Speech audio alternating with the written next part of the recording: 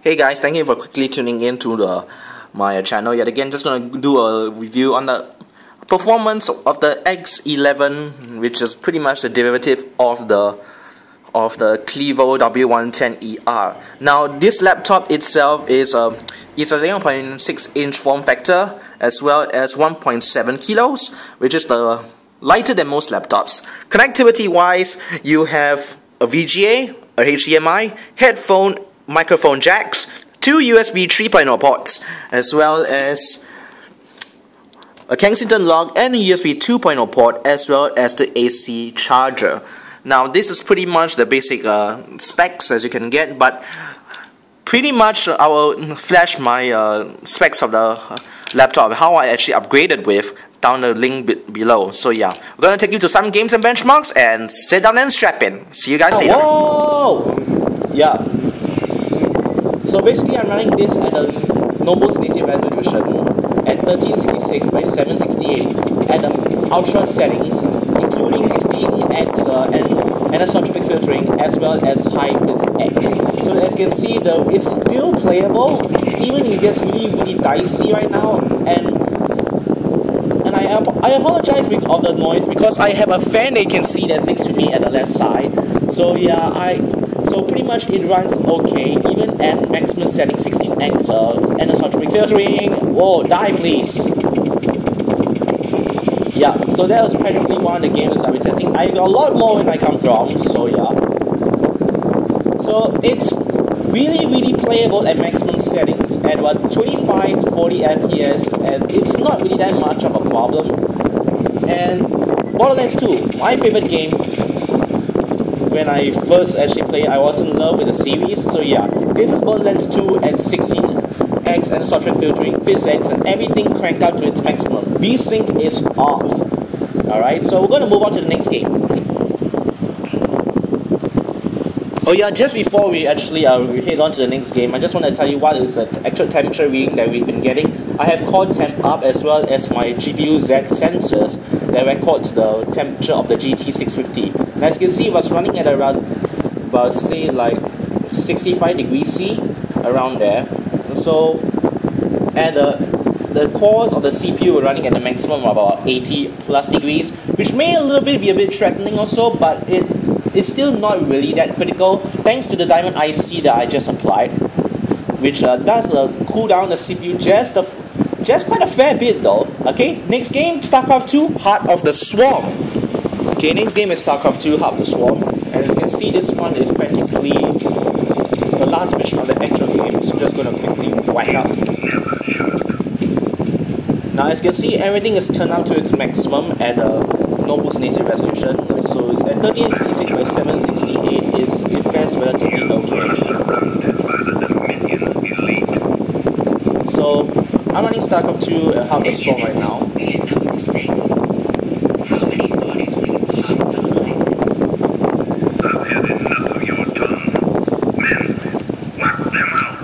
Yep, so this is Starcraft 2 Heart of the Swarm, completely playable. So everything is set to its maximum setting, so this is just basically the benchmark game. Now this is the last mission of the actual game, just gonna play a little bit here. Shucks. Get those marines. Let's do some aberrations. Okay, so this game runs pretty much okay at maxed out settings and Notebook's native resolution. Oh shit! Okay. Okay, gonna man my troops here. So that base is pretty much gotta go. Rich man, get lost. I'm gonna man my troops again. So it runs alright on a laptop like this. It runs about 30 FPS at maximum settings. So it runs okay at such a setting like this. Now keep in mind, it's quite a graphically intensive game, since Blizzard has updated the graphics engine for Heart of the Swarm specifically. So yeah, it runs alright. Okay, I'll take you to other benchmarks. Okay, I'll take you to other benchmarks, and I will see you later in a bit. Next game we got is Torchlight 2. which is pretty much a cut down version of the Diablo game. I'll have to download the rest of the other games so I can give you like a big scaling of how it's like. So just quickly run through the game. It runs pretty much okay at 100 plus frames per second at a notebook's native resolution at maximum settings for Torchlight 2. So that game is not a problem. Alright, next. Here we have its Battlefield 3, which is running at a notebook's native resolution.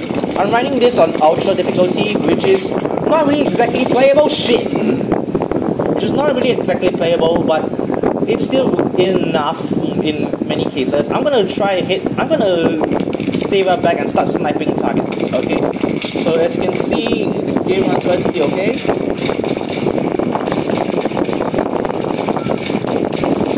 Okay, I did manage to get myself a guy there. As you can see, I'm running this on ultra settings. So at ultra settings it runs okay with 4x MSAA. Ouch, died there. Okay, but as you can see, it still can run on ultra. So I've seen other dealers actually run games on like Battlefield 3 on high, but this one is on ultra. So you can't really complain that much. Die, please. Got him. Okay, so I'm playing this on ultra and notebook city resolution. So this is pretty much okay. Fuck! Bitch! Oh! I got revived. Hello! Just gonna play this game and I'll go straight to another game in a little while. Hey, fuck man.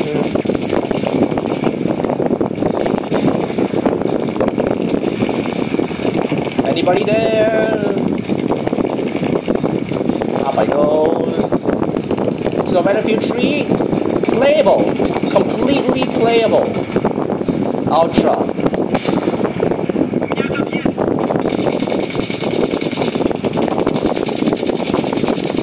Okay, got two of you guys here. They didn't notice I was there, so fuck yeah. Oh shit! Son of a bitch.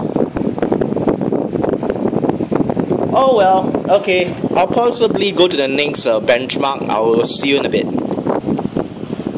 And okay, the last thing I want to quickly show you is how fast Windows actually restarts and switches back on again thanks to the power of the Samsung 840. Now this is not the 840 Pro version as you have normally seen for other dealers like Linus Tech Tips and CIX.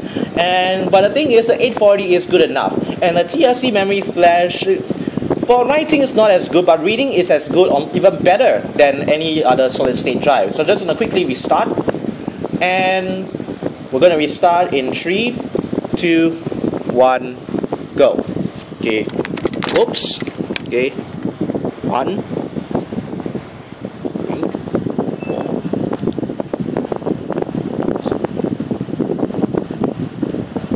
10 seconds.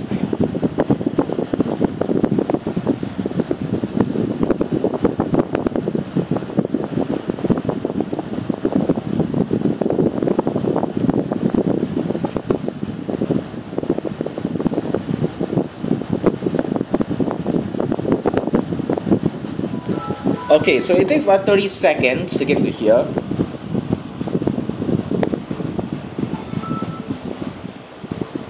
$40. Right, so that pretty much wraps that up for all my benchmarking stuff that's indoors. And the only gripe about this is that the keyboard, which does take quite getting some used to, which is because the keys themselves, although the letters are standard size, the keys themselves are slightly smaller than standard. It's 15mm by 15mm per key in terms of the letters that is concerned. But however, with practice, you can be pretty good with the keys.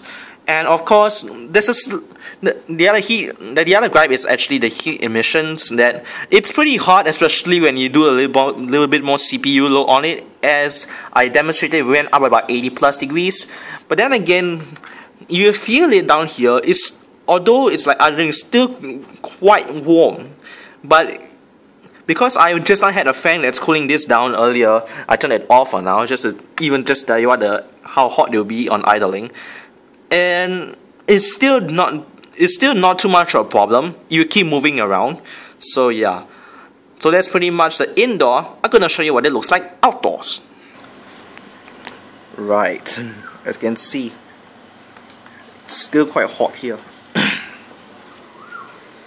Now, outdoors is not really optimized since of the actual screen brightness is greatly much of it. They're gonna show you the actual difference from indoor and out.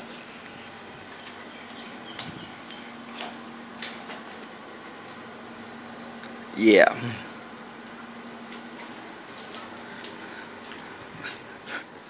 Not particularly the actual great feature of the screen, but then again, it's still a matte screen. It's still relatively better than other glossy screen. Let me put this back on the table. Yeah, so that pretty much wraps it up. Oh yeah, one last thing. You want to know what's the paint job? There it is. Aftershock Custom Gaming Notebooks. That is the last feature that the boys at Aftershock actually did. It's an absolute beast of a monster that advertises their machine. Okay, so that pretty much wraps up this entire overview, and hope you guys enjoy it. See you guys next time.